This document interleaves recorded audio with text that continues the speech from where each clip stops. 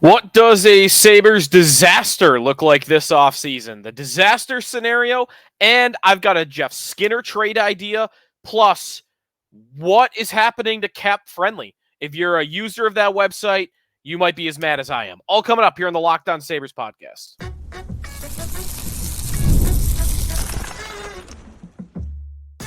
You're Locked On Sabres, your daily podcast on the Buffalo Sabres.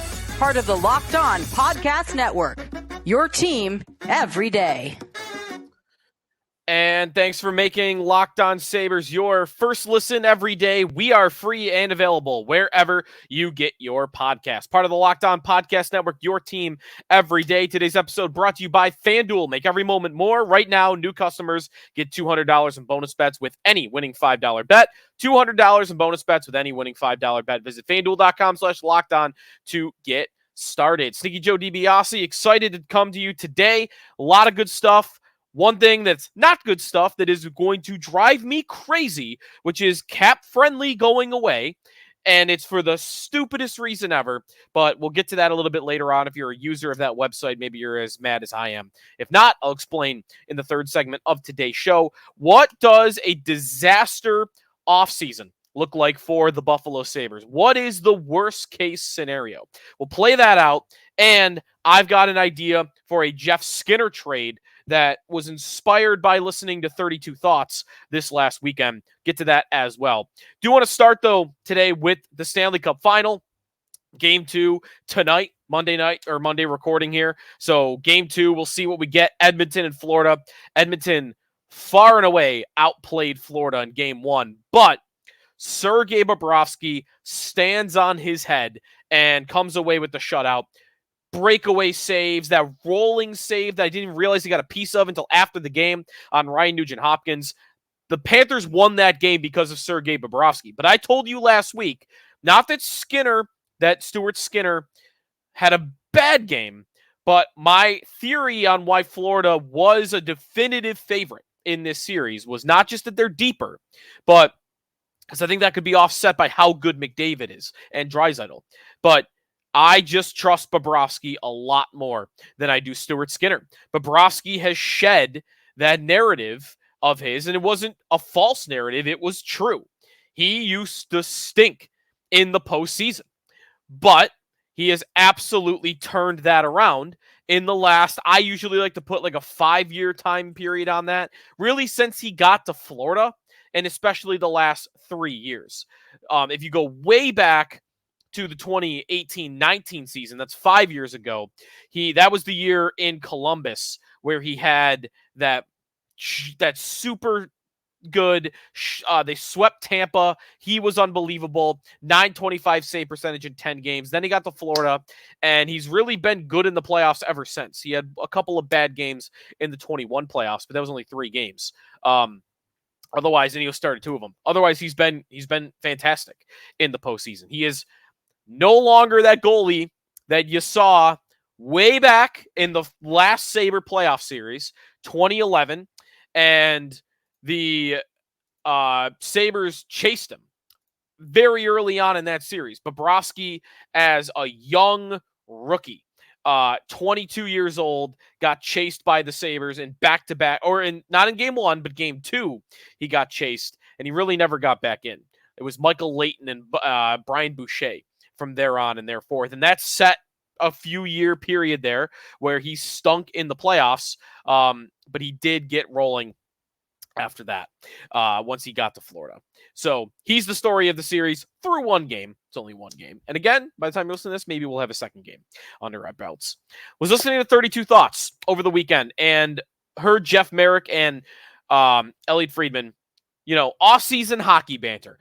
They were going back and forth about the San Jose Sharks. They were arguing back and forth about San Jose.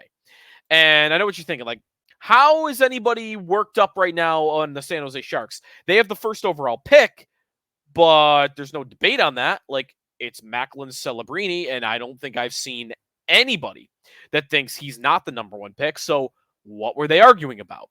They were going back and forth on whether or not it makes sense to keep Celebrini in the NHL after he's drafted. And it was a little bit of a debate of not whether he's ready. I think they agreed he is, but are the Sharks ready for him?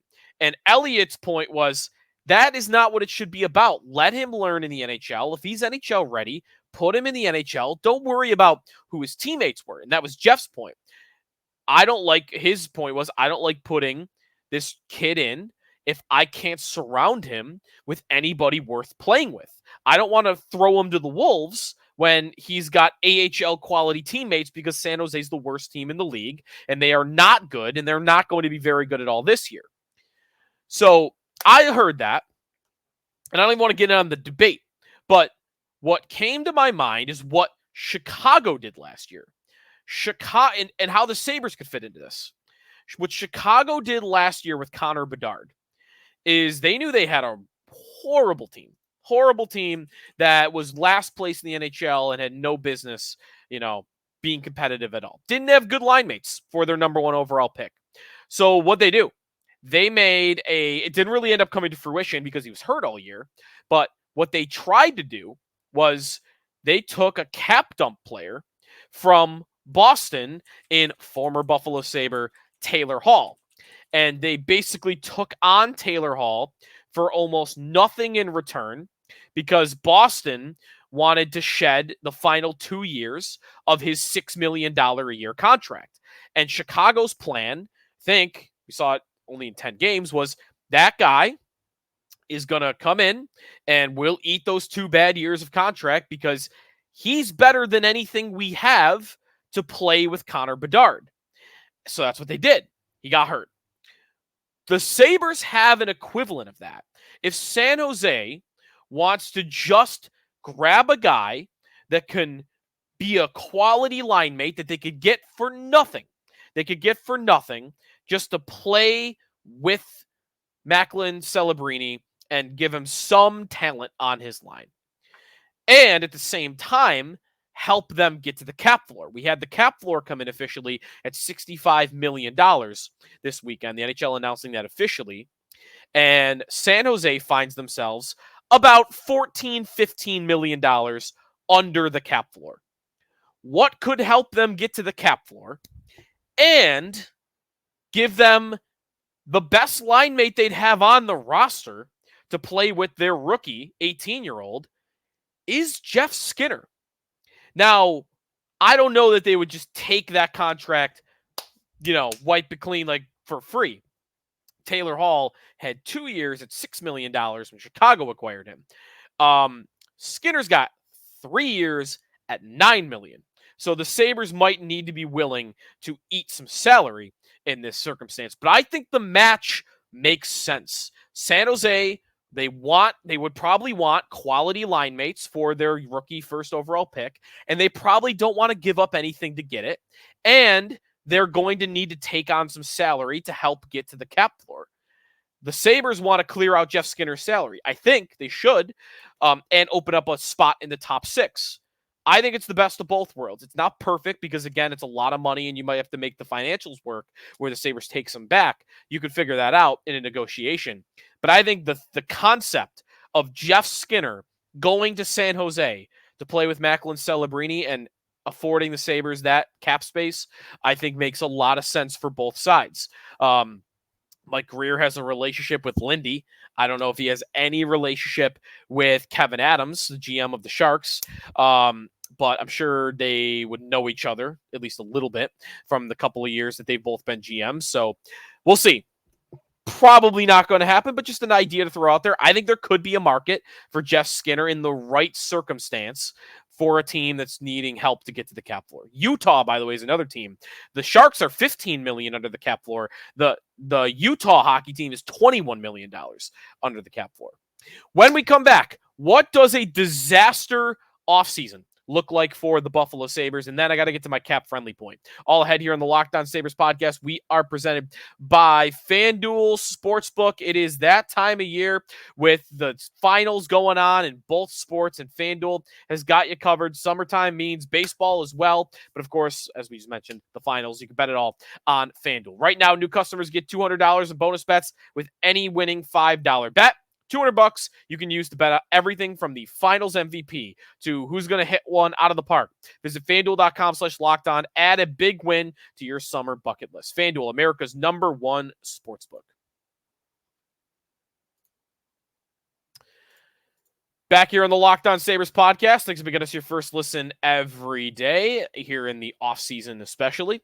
If you're sick of all that screaming and yelling and you want some NFL coverage or you want some NBA Finals coverage or whatnot, make the switch to Locked On Sports Today, a free 24/7 sports streaming channel available on Amazon Fire TV or on YouTube. You get it on Amazon Fire TV through the Amazon Fire TV channels app.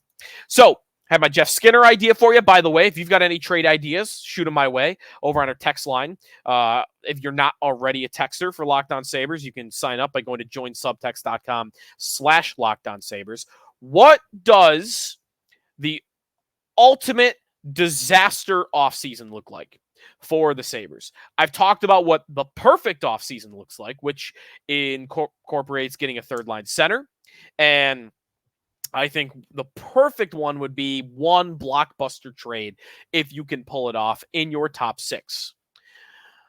I, though, also want to explore what's the worst case scenario. In my opinion, the worst case scenario for the Sabres this offseason is that nothing happens. And on top of that, it's not even their own doing. It's a simple reality of the league not wanting to go to Buffalo. That is, to me, the disaster scenario, but that does come with some specifics. To me, disaster looks like Peyton Krebs is still your third-line center. You couldn't find yourself to a better idea during the summer than Peyton Krebs coming back to be your third-line center. I say that as someone that was once, not even that long ago, like 4 months ago, 3 months ago, was the biggest Krebs defender you'd find out there. My theory on that was always, I don't know what he looks like with talented line mates. I have no idea. He's never done it for more than 2-3 games at a time.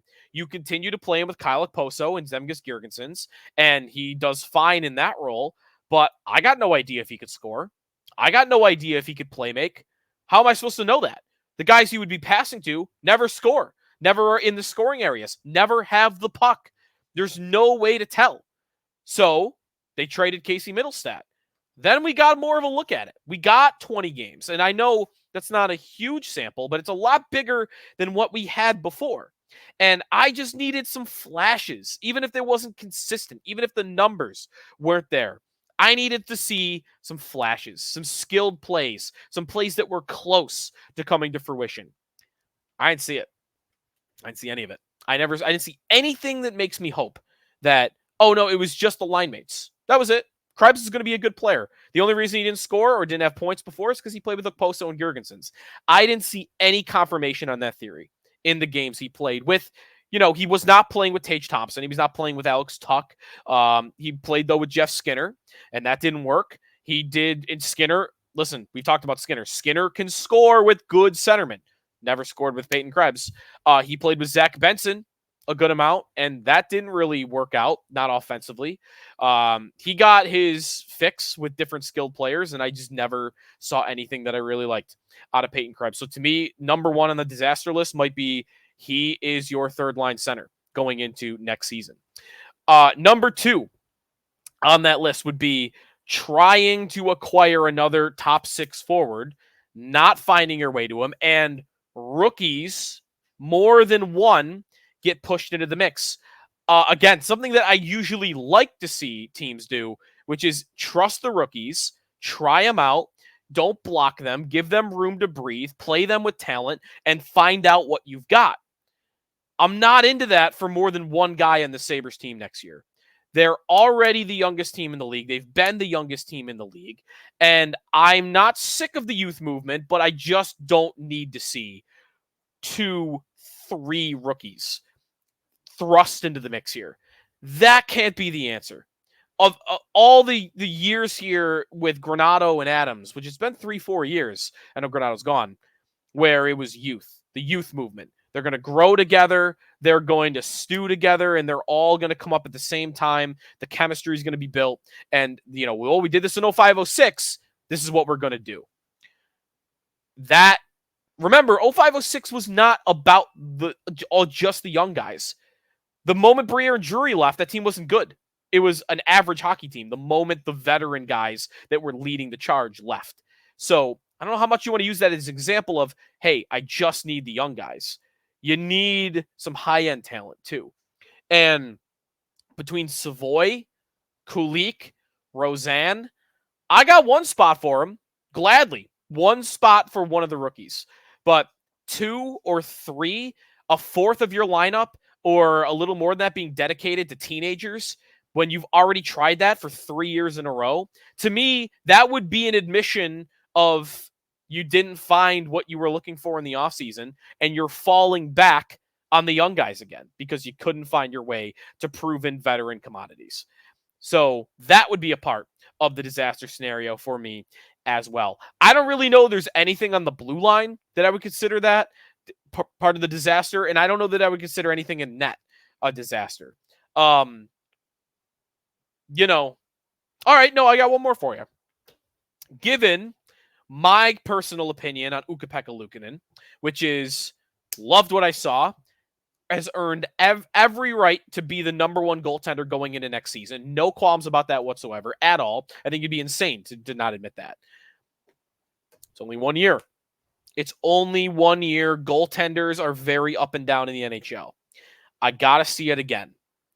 I want to see it again. I hope the Sabres need to see it again. So I'll include in my disaster offseason, my personal disaster offseason would be Krebs is back as third line center. You have multiple rookies that have to play opening night in the forward mix. And do I want to call it panicked?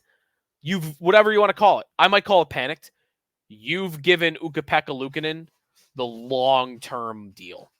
You gave him, after one good year, the 7-year contract, the 8-year contract. To me, that's a disaster because I really think that is crazy risky.